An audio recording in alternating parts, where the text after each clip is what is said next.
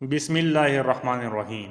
عظیم ماں کی تربیت لوگوں کی تقدیریں بدل دیتی ہیں۔ سوداگروں کا ایک قافلہ بغداد کی طرف جا رہا تھا۔ ان کے ساتھ ایک نوعمر لڑکا بھی تھا جس کو اس کی ماں نے کچھ ہدایات دے کر اس قافلے کے ساتھ اس لیے کر دیا تھا کہ حفاظت کے ساتھ یہ اپنی منزل پر پہنچ جائے اور دین کا علم حاصل کر کے خدا کے بندوں کو خدا کی ہدایات اور روشنی دکھائے۔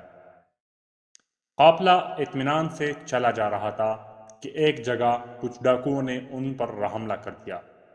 قافلے والوں نے اپنا مال و اسباب بچانے کے لیے بڑی چالیں چلی کہ کسی طرح ان ڈاکوؤں سے اپنا کچھ مال بچا لیں، لیکن ڈاکو نہ ان کی چالوں میں آئے اور نہ ان کی رحم کی اپیلوں سے ان کے دل پسیجے۔ قافلے کے ایک ایک آدمی سے انہوں نے سب کچھ چھین لیا۔ ڈاکو جب اپنا کام کر چکے تو ان میں سے ایک نے اس نوعمر غریب اور پریشان حال بچے سے پوچھا، ڈاکو کہو میاں، تمہارے پاس بھی کچھ ہے؟ نوعمر لڑکا، جی ہاں، میرے پاس 40 دینار ہیں۔ ڈاکو، تمہارے پاس 40 دینار ہیں؟ ڈاکو کو یقین نہ آیا کہ اس خستحال اور غریب کے پاس بھلا 40 دینار کہاں سے آئے، اور اگر ہوتے بھی تو یہ ہمیں کیوں بتاتا؟ ڈاکو نے سوچا اور اس عجیب و غریب لڑکے کو اپنے سردار کے پاس لے گیا۔ ڈاکو، سردار، اس لڑکے کو دیکھ کے کہتا ہے کہ میرے پاس 40 دینار ہیں۔ سردار، میاں صاحبزادے، کیا تمہارے پاس واقعی دینار ہیں؟ نوعمر لڑکا، جی ہاں، میرے پاس 40 دینار ہیں۔ سردار، بھلا تمہارے پاس دینار کہاں رکھے ہیں؟ سردار نے غریب لڑکے کو حیرت سے دیکھتے ہوئے پوچھا۔ نوعمر لڑکا، جی، میری کمر سے ایک تیلی بندھی ہوئی ہے، اس میں ہے۔ سردار نے لڑکے کی کمر سے تیلی کھولی، دینار گنے، واقعی 40 دینار تھے۔ سردار حیرت سے کچھ دیر اس لڑکے کو دیکھتا رہا، پھر بولا، صاحبزادے، تم کہاں جا رہے ہو؟ نوعمر لڑکا، میں دین کا علم حاصل کرنے کے لیے بغداد جا رہا ہوں۔ سردار، کیا وہاں تمہارا جاننے والا کوئی ہے؟ نوعمر لڑکا، جی نہیں، وہ ایک اجنبی شہر ہے۔ میرے امی نے مجھے 40 دینار دیے تھے کہ میں اطمینان کے ساتھ علم دین حاصل کر سکوں۔ اس اجنبی شہر میں میری ضروریات کا کون خیال کرے گا اور کیوں کسی کا احسان اٹھاؤں؟ سردار بڑی دلچسپی اور حیرت کے ساتھ نوعمر لڑکے کی باتیں سن رہا تھا۔ اس کی سنجیدگی بڑھتی جا رہی تھی۔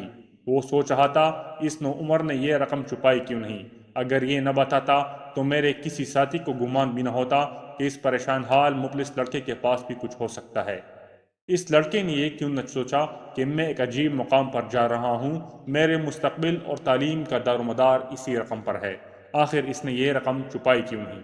بچے کی سادگی اور سچائی نے اس کی ضمیر کو جھنجھوڑنا شروع کیا اور اس نے پوچھا، صاحبزادے، تم نے یہ رقم چھپائی کیوں نہیں؟ اگر تم نہ بتاتے اور انکار کر دیتے تو ہمیں شبہ بھی نہ ہوتا کہ تمہارے پاس بھی کوئی رقم ہو سکتی ہے۔ نوعمر لڑکا، جب میں گھر سے نکل رہا تھا تو میری ماں نے مجھے یہ نصیحت کر دی تھی کہ بیٹا، کچھ بھی ہو تم جھوٹ ہرگز نہ بولنا۔ بھلا میں ماں کے حکم کو کیسے ٹال دیتا؟ سردار کے اندر کا انسان جاگ گیا۔ وہ سوچنے لگا، یہ نوعمر لڑکا اپنی ماں کا ایسا اطاعت گزار ہے کہ وہ اپنا مستقبل تباہ ہوتے ہوئے دیکھ رہا ہے، لیکن ماں کا حکم ٹالنے کو تیار نہیں، اور میں کتنے عرصے سے برابر اپنے پروردگار کے حکموں کو روند رہا ہوں۔ اس نے لڑکے کو گلے سے لگایا، اس کے دینار اس کو واپس کیے، قافلے والوں کا سامان واپس کیا اور خدا کے حضور سجدے میں گر کر گڑگڑانے لگا۔ سچے دل سے اس نے توبہ کی اور خدا کی رحمت نے اسے اپنی آغوش میں لے لیا۔ یہ ڈاکو پھر اپنے وقت کا ایک زبردست ولی بنا اور خدا کے بندوں کو لوٹنے والا، خدا کے بندوں کو دین کی دولت تقسیم کرنے والا بن گیا۔ عظیم ماں کی تربیت نے صرف نوعمر لڑکے کو ہی اونچا نہیں اٹھایا بلکہ ڈاکوؤں کی بھی تقدیر بدل دی۔